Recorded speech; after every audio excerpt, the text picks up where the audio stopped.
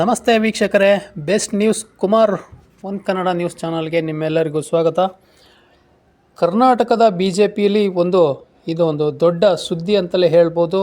ಈ ಒಂದು ರಿಸಲ್ಟ್ನ ಬೆನ್ನಲ್ಲೇ ಒಂದು ದೊಡ್ಡ ತಲೆದಂಡ ಅಂತಲೇ ಒಂದು ಸುದ್ದಿ ಸಹ ಬರ್ತಾ ಇದೆ.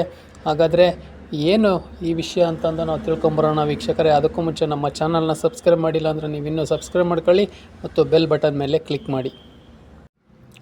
ವೀಕ್ಷಕರೇ, 2023 ಚುನಾವಣೆಯ ಸೋಲಿನ ನಂತರ ಈ ಒಂದು ಸೋಲನ್ನು ಒಬ್ಬ ನಾಯಕರಿಗೆ ಒಂದು ತಲೆಗೆ ಕಟ್ಟುವಂಥ ಒಂದು ಕೆಲಸವನ್ನು ಮಾಡಲಾಗಿತ್ತು.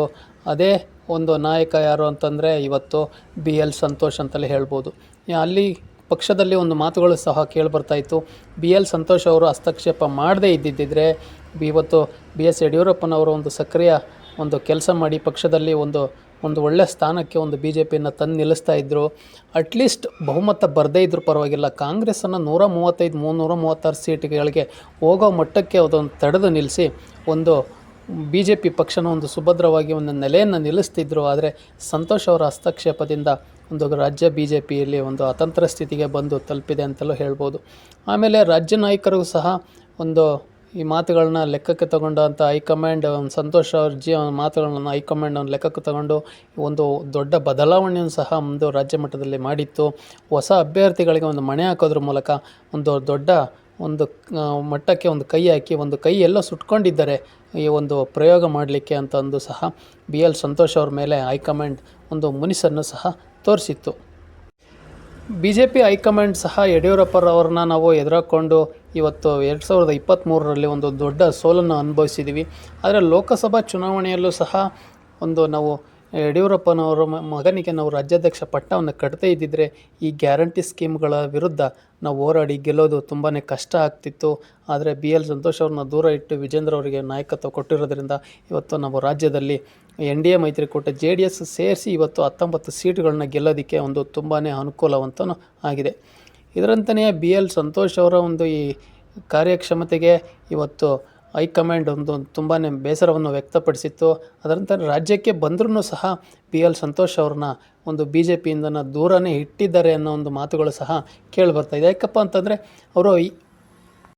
ಅವರು ಬೆಂಗಳೂರಿಗೆ ಬಂದರೂ ಸಹ ಕರ್ನಾಟಕಕ್ಕೆ ಬಂದರೂ ಸಹ ಯಾವ ಒಂದು ಪಕ್ಷದ ಚಟುವಟಿಕೆಗೆ ರಾಜಕೀಯ ಚಟುವಟಿಕೆಗೆ ಭಾಗವಹಿಸ್ತಾ ಇರ್ಬೋದು ಈ ಒಂದು ಚರ್ಚೆಗೆ ಸಹ ಗ್ರಾಸವಾಗಿದೆ. ಆದರೆ ಕಳೆದ ಲೋಕಸಭಾ ಚುನಾವಣೆಗೆ ಹೋಲಿಕೆ ಮಾಡಿದೆ ಅಂತ BL ಸಂತೋಷ್ ಅವರಿಗೆ ಕೆಲವೊಂದು ರಾಜ್ಯಗಳನ್ನು ಸಹ ಉಸ್ತುವಾರಿಯನ್ನಾಗಿ ಸಹ ಕೊಟ್ಟಿತ್ತು. ಅವರು ರಾಜ್ಯ ಸಂಘಟನಾ ಪ್ರಧಾನ ಕಾರ್ಯದರ್ಶಿ ಆಗಿರೋದ್ರಿಂದ ಕರ್ನಾಟಕ ಸೇರಿ ಮತ್ತೊಂದು ರಾಜ್ಯವನ್ನು ಸಹ ಅವರಿಗೆ ಸಂಘಟನೆಯನ್ನು ಕೊಟ್ಟಿತ್ತು ಅವ್ರಿಗೆ ಜವಾಬ್ದಾರಿನ. ಆದರೆ ಈ ಚುನಾವಣೆಯಲ್ಲೂ ಸಹ BL ಸಂತೋಷ್ ಅವ್ರನ್ನ ಎಲ್ಲೋ ಒಂದು ಕಡೆ ದೂರ ಇಟ್ಟಿದೆ. ಅವರ ಹೊಸ ಅಭ್ಯರ್ಥಿಗಳ ಪ್ರಯೋಗದಿಂದ ಎಲ್ಲೋ ಒಂದು ಕಡೆ ನಾವು ಕೈ ಸುಟ್ಕೊಂಡಿದ್ದೀವಿ.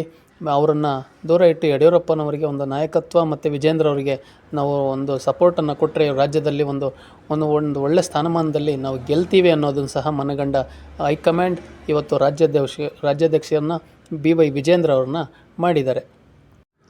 ರಾಜ್ಯದಲ್ಲೂ ಸಹ BL ಸಂತೋಷ್ ಬಣ BSY ಬಣ ಅಂತ ಎರಡು ಬಣಗಳು ಸಹ ಸೃಷ್ಟಿಯಾಗಿದ್ದನ್ನು ನಾವೆಲ್ಲರೂ ಸಹ ನೋಡಿದ್ದೀವಿ.